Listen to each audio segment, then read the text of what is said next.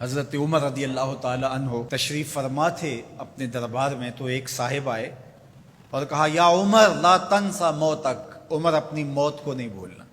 یار بھرے دربار میں کسی کو یہ بات کہی جائے تو اس کا رد عمل کیا ہوگا؟ لیکن حضرت عمر رضی اللہ تعالیٰ عنہ یوں کانپنے لگے جس طرح بید کی شاخ کانپتی۔ اس کو قریب کیا، محبت کی، کہا اگر تو روز آ جایا کرے اور یہ جملہ مجھے کہا کرے تو تیری مہربانی ہوگی، مہینے کے بعد مشاہرہ بھی دیا کروں گا۔ روز آتا ہے، بھری مجلس میں کہتا ہے عمر موت کو نہیں بھولنا۔ ایک دن وہ آیا، آپ نے اسے بلایا، محبت کی اور اس کو مشاہرہ دیا اور الوداع کہنا چاہا تو اس نے کہا کہ میرے سے کوئی گستاخی ہو گئی؟ کہا نہیں، کوئی ایسی بات نہیں۔ کوئی اور شخص آنے لگا؟ فرمایا نہیں۔ تذکیر موت کی ضرورت نہیں رہی؟ فرمایا نہیں، ایسی بھی کوئی بات نہیں۔ تو پھر مجھے چھٹی کیوں دی جا رہی ہے؟ تو حضرت عمر رضی اللہ تعالیٰ عنہ رو پڑے، داڑھی پہ ہاتھ رکھا، ایک بال الگ کیا، کہا یہ دیکھ میری داڑھی میں سفید بال آ گیا، اب تیرے آنے کی ضرورت نہیں ہے، یہ بال ہی مجھے موت یاد کرواتا رہے۔ ہماری تو پوری داڑھی بھی سفید ہو جائے نا۔ میاں صاحب بولے ہڈیاں کمبن گوڈے کھڑکن تے اڑ گیا لک تیرا، ہڈیاں کمبن گوڈے کھڑکن تے اڑ گیا لک تیرا، اجے بھی بدیوں باز نہ آئیں جیو مرد دلیرا، فما اصبرہم علی النار۔ اللہ قرآن مجید میں فرماتا ہے لوگوں کا آگ پر کتنا حوصلہ ہے، کتنی ڈٹائی سے، دلیری سے کہہ دیتے ہیں یہ جہاں مٹھا اگلا کس نے ڈٹھا۔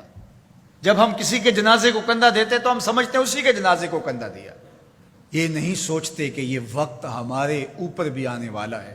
خیر کن ہے فلاں و غنیمت شمار عمر، زاں کے بیشتر بانگ برآیت کہ فلاں نماز۔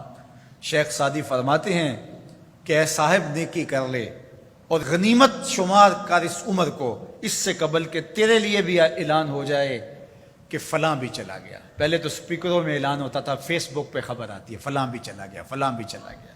اس سے قبل کہ یہ آواز آ جائے، یہ اعلان ہو جائے، یہ خبر مشتہر ہو جائے کہ فلاں بھی چلا گیا، تو یہ خبر آنے والی ہے، آج نہیں تو کل، کل نہیں تو پرسوں۔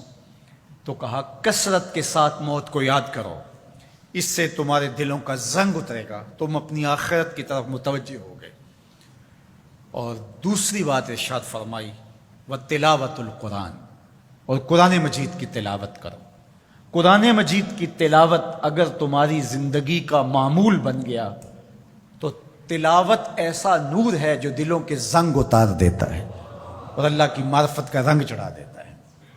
اس لیے دو چیزیں دلوں کے زنگ اتارتی ہیں، ایک کثرت کے ساتھ موت کو یاد، اس کے لیے کوئی نصاب نہیں پڑھنا پڑتا، کسی کے پاس جا کے بیٹھنا نہیں پڑتا، یہ خاموش مبلغ ہے، اس مبلغ کو سننے کے لیے سفر کر کے نہیں جانا پڑتا، اس کو کسی ٹیپ ریکارڈر کے اندر محفوظ کر کے کان کے ساتھ نہیں لگانا پڑتا، کوئی بٹن آن نہیں کرنا پڑتا، اب لائٹ ہے اب سن سکوں گا، اب لائٹ چلی گئی اب نہیں سن سکوں گا، اس کے لیے کوئی وقت متعین اور مقرر نہیں ہے۔ یہ ایسا مبلغ ہے، یہ خاموش واعظ ہے، جب چاہو اس کو سن سکتے ہو۔ تو کثرت کے ساتھ موت کو یاد کرنا یہ تمہارے لیے دلوں کے زنگ اتارنے کا سبب۔ اور دوسری چیز ارشاد فرمائی وَتِلَاوَةُ القرآن، اور قرآن مجید کی تلاوت۔